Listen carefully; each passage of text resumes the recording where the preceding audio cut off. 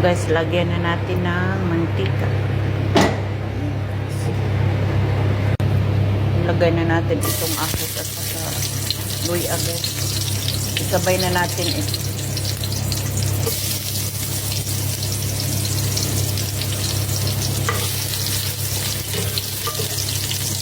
Nito yung sibuyas guys. Ilagay natin.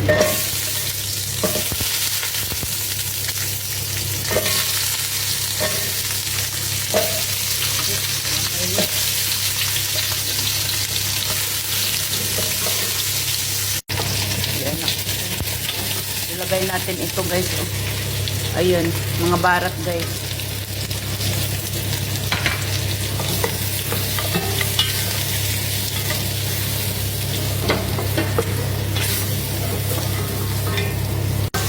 Ilang mag-mix dito guys.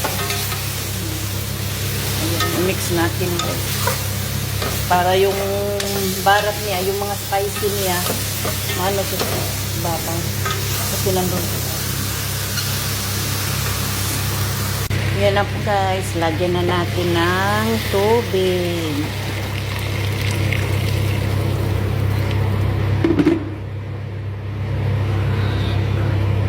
Kita ninyo.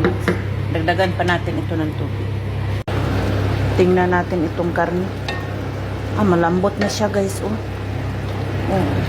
Ganito guys. Kailangan natin palambutin ang karne.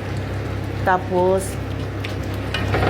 yung tubig, hindi natin dagdagan muna ng tubig kasi nandito yung lasa niya nandito nanonood yung lasa niya. Kaya kunin muna natin itong karne tsaka natin lagyan ng kanin. Yung bigas na yung hinugasan ko na bigas. Kaya sabi ko sa inyo guys, mahirap magluto. Magluto dito sa kasi dami-dami na nila kapag may time ng dami ipaluto sa inyo. Lalo na kapag Ramadan. Grabe ang busy namin dito.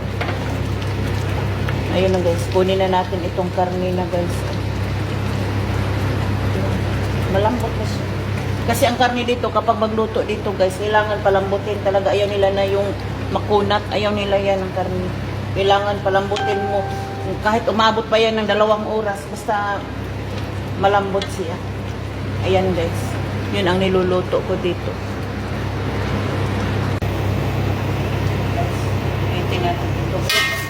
Kasi baka meron pang mga bilog-bilog. Ayan guys. Sala ko na siya guys. Ayan.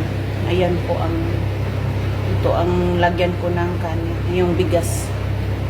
Ayan guys. Ayan na po guys. Lagay na natin ito guys. Luto na kasi ito. Ayan guys. Meron pang dyan. Ilagay ko pa yan guys. Na po guys, ang niluluto natin. Yan, karne guys. Ready to eat na yan guys.